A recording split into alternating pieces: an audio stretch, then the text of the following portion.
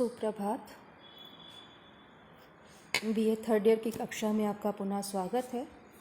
अब हम इस तृतीय अध्याय के गीता के तृतीय अध्याय के उन अंतिम श्लोकों का अध्ययन करेंगे जिसमें भगवान कृष्ण स्पष्ट रूप से कहते हैं कि अपनी इंद्रियों को वश में करो, काम ही समस्त अनर्थों की जड़ है। इसलिए सर्वप्रथम अपनी इंद्रियों को वश में करो और इंद्रियों को वश में करने पर आपको पुनः संसार चक्र में नहीं आना पड़ता है। इस क्रम में वो कहते हैं, जब इसके पहले जो हमने पढ़ा श्लोक उसमें कहते हैं कि किसके द्वारा मनुष्य को हठात इस संसार में, इस पाप कर्म में नियोजित किया जाता है। अर्थात वो नहीं चाहता है जिस दुष्कर्म को करना, फिर स्वयं ना चाहते हुए भी उसे कौन इस कर्म मार्ग पर प्रेरित करता है जिसके द्वारा अनर्थ की एक परंपरा प्रारंभ हो जाती है, वो पाप मार्ग पर चल पड़ता है। अब उसके इस बात का यहाँ पे जवाब देते हुए कृष्ण कहते हैं, काम एश, यहाँ पे शा की जगह सा टाइप हो गया है, इसको आप सही करके पढ़िएगा। काम एश क्रोधेश रजोगुण समुद्भवा महाशनो महापापमा विद्येनम इहि वैरिणम। काम एश क्रोध एश रजोगुण समुद्भवा, रजोगुण अर्थात रजोगुण के द्वारा उत्पन्न, रजोगुण समुद्भवा, रजोगुण या रजोगुणात्, रजोगुण से उत्पन्न होने वाले यह जो काम है वही क्रोध भी है, और यही महाशना महापापमा, यही कभी तृप्त ना होने वाली अग्नि की समान बुभुक्षु रहता है। अर्थात जिस प्रकार से अग्नि में जो कुछ भी होम करो, जो कुछ भी समिधा डालो, वो उसका भक्षण करके ही जो है कर लेने पर भी तृप्त नहीं होता, शांत नहीं होता। उसकी जो शिखाएं हैं निरंतर प्रज्वलित रहती हैं। उसी प्रकार से जो काम है हमारे अंदर, जो इच्छा है, भोगों को भोगने की जो लालसा है, वो कभी भी शांत नहीं होती है, वो निरंतर प्रज्वलित रहती है। तो यहाँ उसी और संकेत कर रहे हैं कि यही जो काम है किससे उत्पन्न है, ये रजोगुण से उत्पन्न है। तो रजोगुण से उत्पन्न होने वाला ये काम ही क्रोध है, और ये महाशना अत्यंत अशन करने वाला, बहुत खाने वाला, भक्षण करने वाला, अर्थात इसकी भूख कभी शांत नहीं होती है। तो ये अत्यधिक भक्षण करने वाला, कभी भी भोगों से तृप्त नहीं होने वाला है। महापापमा, अत्यंत पापी है। इसको ही विद्धि एनम इहि वैरिणम, तुझे ही तू इस काम को ही इस विषय में, अर्थात संसार चक्र में डालने में, या हठात कर्म में प्रवृत्त करने में, पाप कर्म में प्रवृत्त करने में वाला जान। तो इस काम को ही तू इस विषय में वैरिणम विद्धि, वैरिणम अर्थात शत्रु जान, अर्थात तू अपने शत्रु के समान समझ, वही वास्तविक शत्रु है।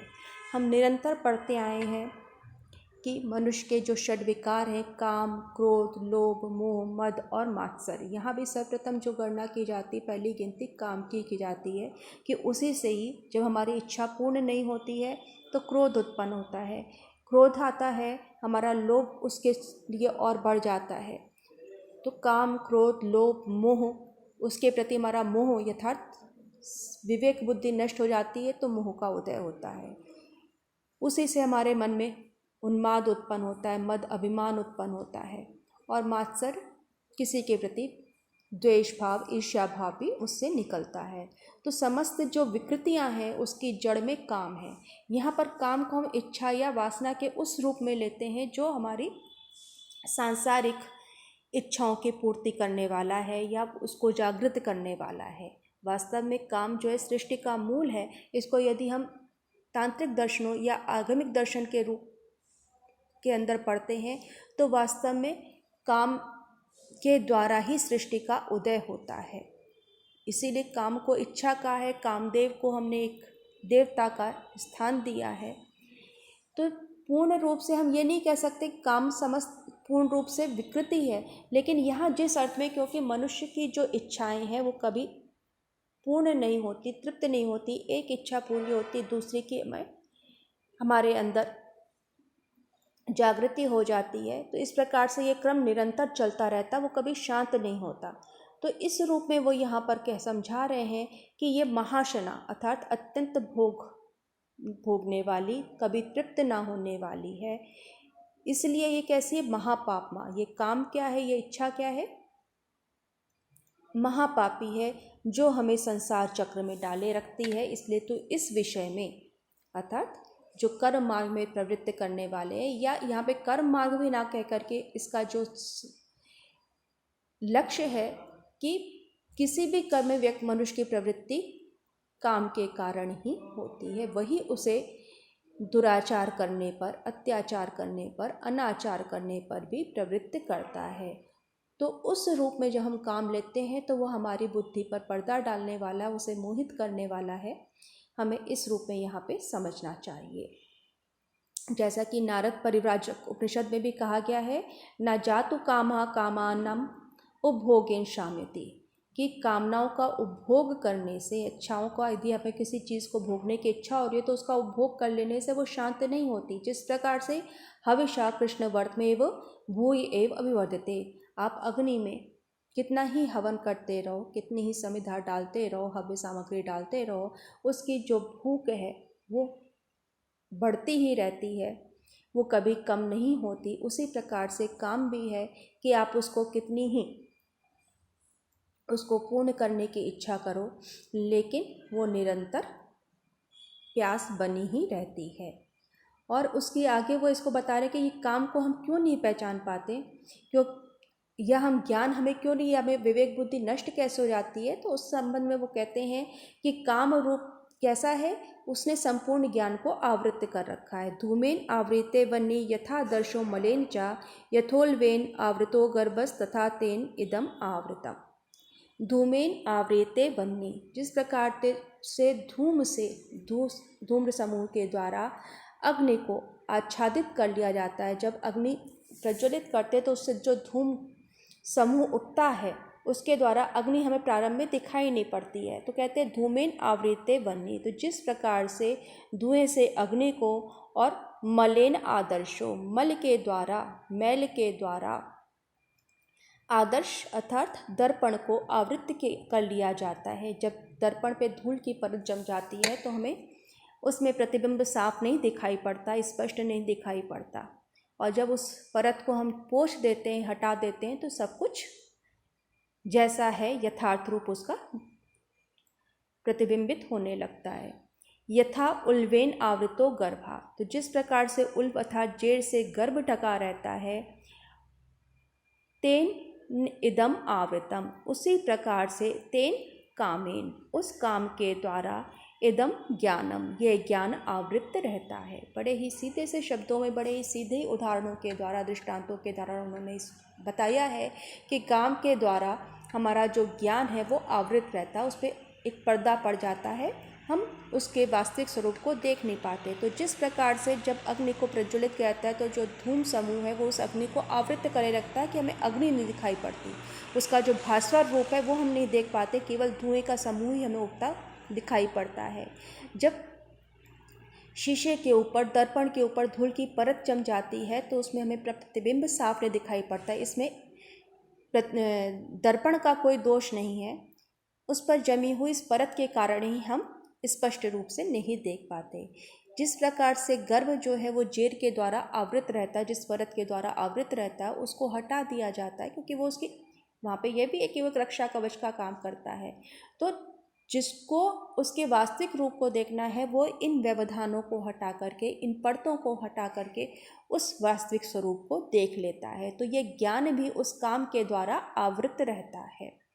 आवृतम ज्ञानम एतेन ज्ञानिनो नित्यवैरिणा कामरूपेण कौन्ते दुष्पूर्णेन अनलेन चा।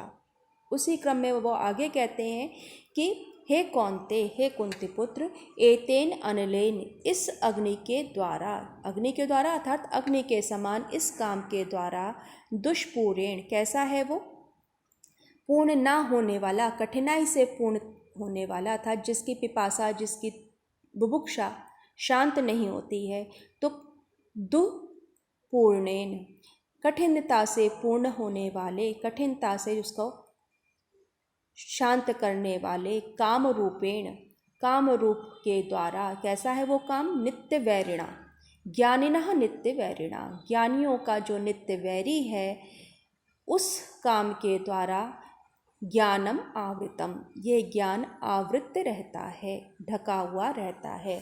तो वो उस काम की, अब आगे भी वो उसी को कह रहे, पहले तो उन्होंने कहा जैसे धुएं से अग्नि आवृत रहती है, मल से दर्पण आवृत रहता है, और उसी को वो आगे और समझा रहे हैं कि अग्नि के समान, कि अग्नि के जैसे उसमें आप जितना भी होम करते रहो, उसमें समिधा डालो, हवी डालो, उसकी जो शिखा है वो और प्रज्वलित हो जाती है, भास्वर हो जाती है, तो कभी उसकी बुभुक्षा शांत नहीं होती। जब उसमें समिधा का पड़ना बंद हो जाता है तो धीरे धीरे वो शांत हो जाती है अग्नि।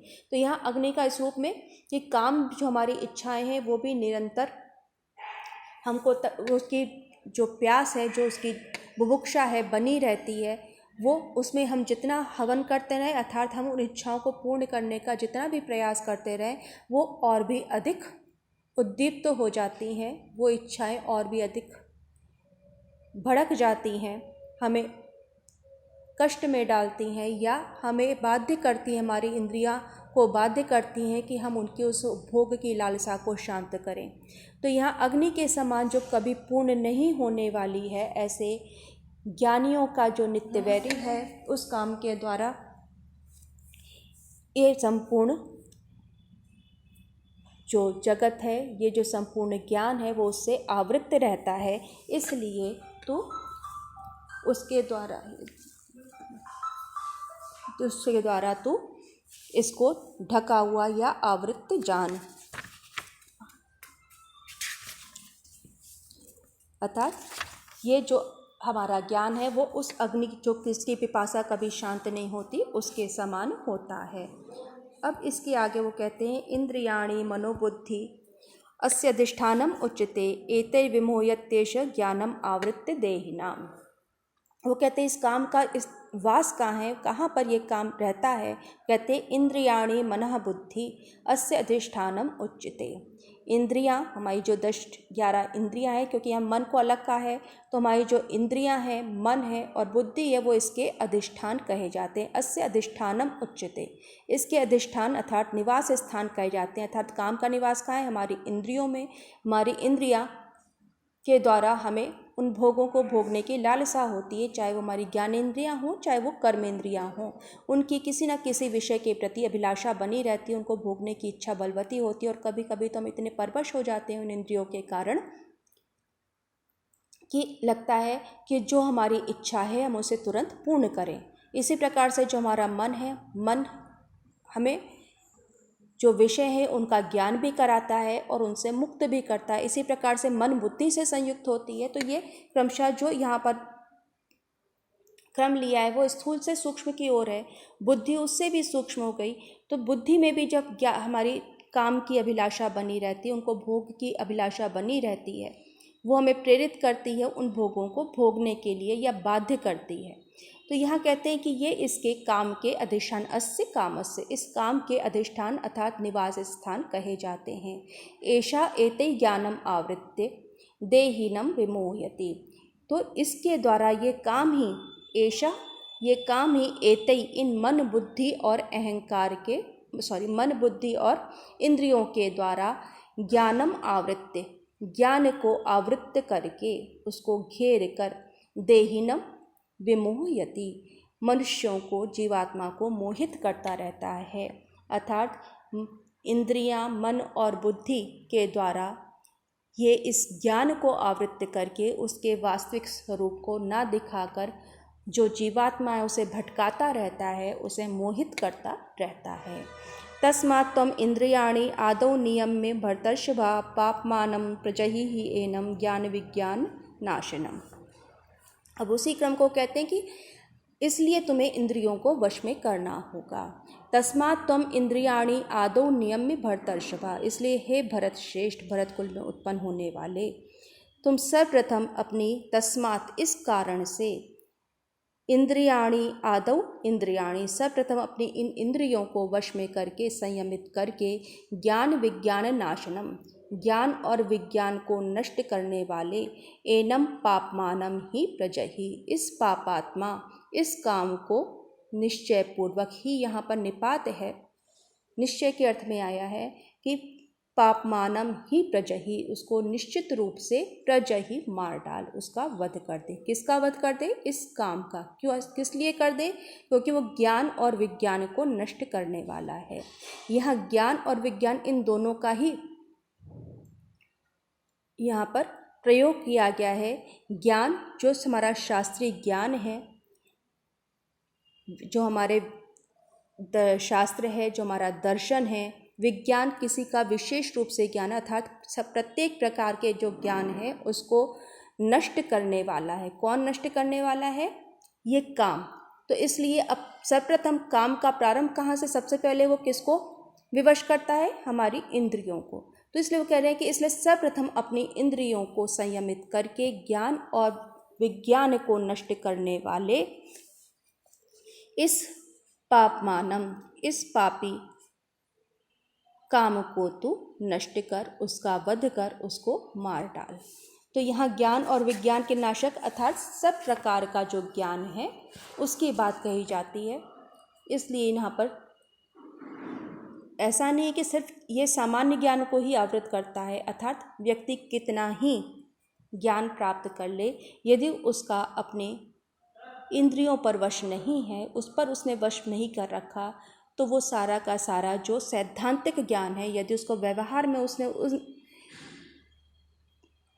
उन नीतिगत बातों का यदि उसने अभ्यास नहीं किया है, उसको व्यवहारिक रूप में नहीं अपने जीवन में अपनाया है, जिन नियमों को बनाया गया है, तो निश्चय ही उसके ज्ञान विज्ञान पर एक पर्दा पड़ जाता है। और जो कुछ भी उसको सुखप्रद लगता है, भौतिक सुख में आनंद मिलने लगता है, वो उसी का ही आस्वादन करने लगता है। यहाँ पर यदि हम ध्यान दें तो जब हम शुकनासोपदेश पढ़ते हैं सेकेंड ईयर में, वहाँ जब चंद्रापीठ शुकनास के पास मिलने जाता है जो राज्याभिषेक के पूर्व, तब वो उससे पहली बात ही क्या कहता है कि विदित वेदितव्यस अधीत सर्वशास्त्रस्य, कि तुमने संपूर्ण जानने योग्य बातों को जान लिया है, तुमने समस्त शास्त्रों का अध्ययन कर लिया है, इसलिए तुम्हें जरा भी उपदेश की आवश्यकता नहीं है।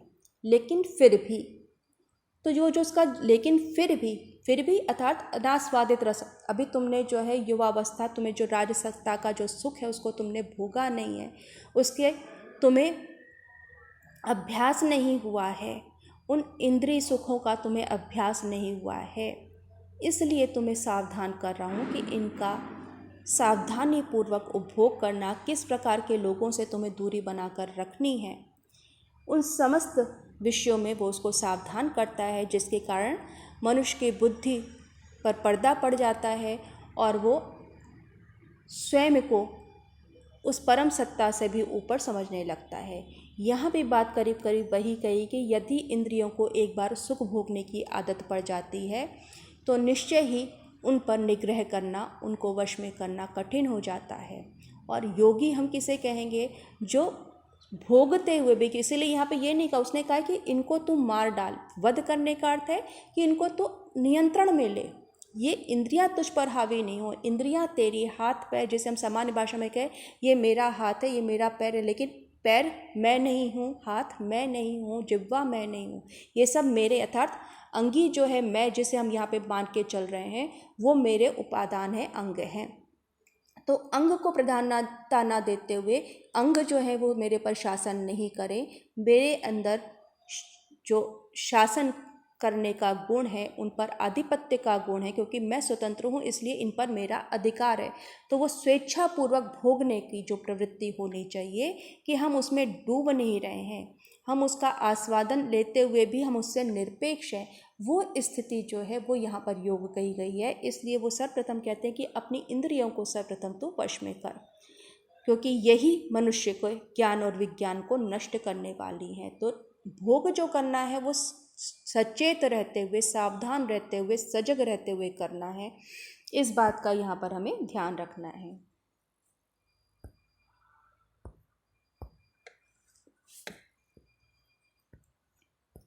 इंद्रियाणि मनोबुद्धि अस्य एवं बुद्धे परम बुद्ध्वा संस्तभ्य आत्मानम आत्मना जहि शत्रुम महाबाहो काम रूपम दुरासदम।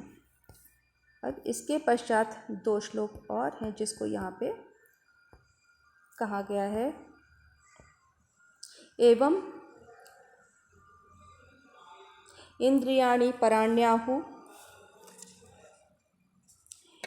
इंद्रियेभ्यः परम मनः मनसस्तु परा बुद्धिः यो बुद्धे परतस्तु सा। इंद्रियाणि पराणि आहु, इंद्रियों को पर कहा गया है, श्रेष्ठ कहा गया है। अर्थात किससे श्रेष्ठ कहा गया है? स्थूल शरीर से। तो इंद्रियों को स्थूल शरीर से श्रेष्ठ कहा गया है। इंद्रियेभ्यः परम मनः, और इंद्रियों से परे कौन है? मन है। इंद्रियों से श्रेष्ठ है मन। मनसस्तु परा बुद्धि, और मन से भी बुद्धि श्रेष्ठ है। बुद्धे परतस्तु सः, और बुद्धि से परे जो तत्व है, सः जो आत्मा है, देही है, पुरुष जिसे हम कहते हैं, वो उससे भी श्रेष्ठ होता है। तो यहाँ पर वही क्रम है स्थूल से। यहाँ पर इंद्रियां सूक्ष्म तत्व हैं, लेकिन उस सूक्ष्म से भी सूक्ष्मतर की जो यात्रा है, तो उसको यहाँ बता रहे इंद्रियाणि पराणि आहु। इंद्रियों से परे को श्रेष्ठ कहा गया है। स्थूल शरीर से, हमारा जो देह है उससे इंद्रियों की, शरीर के तुलना में इंद्रियां सूक्ष्म तत्व होती हैं, उनको हम देख नहीं पाते। आप जब इसका तर्क संग्रह पढ़ेंगे, या पहले आपने जो दर्शन का एक सामान्य परिचय फर्स्ट ईयर में पढ़ा है, उसमें आप देखते हैं कि शरीर जो है पंचभूतात्मक होता है। स्थूल शरीर उन पंच तत्वों से मिलकर बना है, किंतु जो इंद्रियां, जो संवेदनाओं को ग्रहण करने वाली है, कार्य को संपादित करने वाली जो हैं, वो सूक्ष्म होती हैं हमारे शरीर में, हमें दिखाई नहीं पड़ती। लेकिन वो जो सूक्ष्म तत्व है, जिसके कारण हम स्वाद को पहचानते हैं, गंध को पहचानते हैं, रूप का दर्शन करते हैं, तो हमारे जो ये अंग हैं, ये होते हुए भी जब इनमें विकृति उत्पन्न हो जाती है, तो हम उसका देख नहीं पाते, या सुन नहीं पाते, या स्वाद नहीं ले पाते। तो वहाँ पे इंद्रियां जो है, जैसे हम कहते हैं सेंसेस खत्म हो गए, संवेदना खत्म हो गई। तो वो हमारी इंद्रियों से जो हम संवेदनाओं का ग्रहण करते हैं, तो वो इंद्रियों को शरीर से सूक्ष्म माना गया। यानी अंग तो दिखाई पड़ रहा है, पर वो वास्तव में कार्य जिसके कारण करता है, वो सूक्ष्म तत्व इंद्रियां नष्ट हो जाती हैं। तो यहाँ पे कहते हैं इंद्रियाणि पराणि आहु, कि शरीर से इंद्रियां श्रेष्ठ होती हैं। इंद्रियेभ्यः परम मनः, इंद्रियों से परे मन है, मन से परे बुद्धि है, और बुद्धि से परे वो सूक्ष्म तत्व पुरुष है, जिसे हम आत्मा कहते हैं या देही कहते हैं। और एवं बुद्धे परम बुद्ध्वा संस्तभ्य आत्मानम आत्मना जहि शत्रुम महाबाहो काम रूपम दुरासदम। एवं बुद्धे परम बुद्ध्वा, और इस प्रकार से बुद्धि को परम मानकर, श्रेष्ठ मानकर, उससे सबसे सूक्ष्म मानते के कारण उसको संस्तभ्य आत्मानम, उसको जान करके, संस्तभ्य आत्मानम आत्मना, स्वयं के द्वारा, बुद्धि के द्वारा, आत्मना से तात्पर्य यहाँ पर है स्वयं के द्वारा, अपनी बुद्धि से, आत्मानम स्वयं को, अपने मन को संस्तभ्य वश में करके, नियंत्रित करके, हे महाबाहो अर्जुन, काम रूपम दुरासदम, दुरासदम काम रूपम, कठिनता से वश में होने वाले अपने इस दुर्जय काम रूप शत्रु को मार दे। जही शत्रुम जही, अर्थात इस काम रूप शत्रु का तो नाश कर, जही उसका वध कर दे। यहाँ जब ये बात कहते हैं कि वो कहते हैं काम को मारने की बात करते हैं, इसके संदर्भ में हम बौद्ध दर्शन को भी ले सकते हैं, जहाँ पर मार को जो प्रबल माना गया है, उस पर संयम करने की बात कही गई, नियंत्रण करने की बात कही गई, कि अपनी इच्छाओं को त्याग कर। तो ये कोई भी दर्शन हो, कोई भी परंपरा हो, वहाँ पर जो इच्छा या काम के वशीभूत होकर हम अनैतिक आचरण करने लगते हैं, उसको वश में करने की बात कही जाती है। ये संसार के समस्त जितनी भी विचारधाराएं हैं, जो भी हमारे धर्म ग्रंथ कहे जाते हैं, उन सब में ये बात कही जाती है कि आप उस इच्छा को, उस कुइच्छा को, कुविचार का त्याग करो, उस पर अपना नियंत्रण करो, जो हमें पाप मार्ग पे, दुष्ट मार्ग पे प्रेरित करने वाला है। तो यहाँ भी बात वही कही गई है कि वो कह रहे हैं काम को मार डाल। काम से तात्पर्य जो हमें कुमार्ग पर ले जाने वाला है, असत आचरण करने के लिए जो प्रेरित करता है, उस दुर्जय काम को तो मार, उसका तो वध कर। तो वध करने से तात्पर्य वहाँ पर उसके ऊपर तो शासन कर, काम को मारना है अर्थात उस काम पर तेरा शासन होना चाहिए। इसी रूप में हमारे यहाँ यदि आप और दर्शन पढ़ें तो कामेश्वर और कामेश्वरी की कल्पना की गई है। शिव का एक रूप कामेश्वर का है। आपने बहुत बार मंदिरों के नाम सुने होंगे, मन कामेश्वर। तो कामेश्वर जो काम को पर शासन करने वाला है, काम का जो स्वामी है। तो काम का स्वामी हम किसे कहेंगे? जिसने काम पर विजय प्राप्त कर ली है। तो इस रूप में हमारे यहाँ जो विजय का जो भाव है वो ये है कि हम उस पर शासन करें, वो हमारे अनुसार आचरण करें। तो यहाँ यदि हम इस रूप में जो हम इस अर्थ को ग्रहण करते हैं कि यहाँ पे वध का अर्थ है या उसको नियंत्रित करने का अर्थ है कि उस पर हमारा शासन होना चाहिए, हमारी जो इच्छाएं हैं वो हमारे अनुसार गति करें। और जब हम अपनी इच्छाओं को अपने बुद्धि से उसको हम जोड़ने लगते हैं, उसके अनुसार प्रेरित करने लगते हैं, नियंत्रित करने लगते हैं, तो निश्चय ही वहाँ पर वह हम अपनी इच्छाओं को, जिसे हम कहते हैं चैनलाइज कर देते हैं, अर्थात हमारी जो ऊर्जा है वो उन कर्मों को संपादित करने में लग जाती है जिसके द्वारा लोक कल्याण हो। तो यहाँ पर जब हम काम को मारने की बात करते हैं तो इसके साथ साथ पूरी जो योग की जो परंपरा है उसको भी हमें ध्यान में रखना चाहिए। कुंडलनी योग की परंपरा को ध्यान में रखना चाहिए कि वहाँ पे कुंडलनी का जो रूप है वो ये है कि वो सोई पड़ी रहती है और उसको हम प्रेरित करके ऊर्ध्वगामिनी बनाते हैं। और उस ऊर्ध्वगामिनी बनाने के मार्ग में जो बाधाएं आती हैं उन बाधाओं को पार करके उस कुंडलनी का सहस्त्रसार तक गमन होता है। तो ये पूरी जो प्रक्रिया है कि काम का वध करने की, तो काम को मार कर उसका हनन करके उसको वश में करने की बात कही गई है ताकि वो पूर्ण रूप से तेरा दास बन के रहे। काम यहाँ पर तुम्हारा दास बन के रहे, तुम्हारे अनुसार वो गति करे। क्योंकि नष्ट होने का अर्थ है कि वो पूर्ण रूप से, उसकी सत्ता तो कभी नष्ट नहीं होगी, लेकिन यदि हमने उसको प्रवाह को मोड़ दिया तो निश्चय ही बहुत सारे लोक कल्याणकारी गतिविधियाँ उस काम के द्वारा हम संपन्न करा सकते हैं।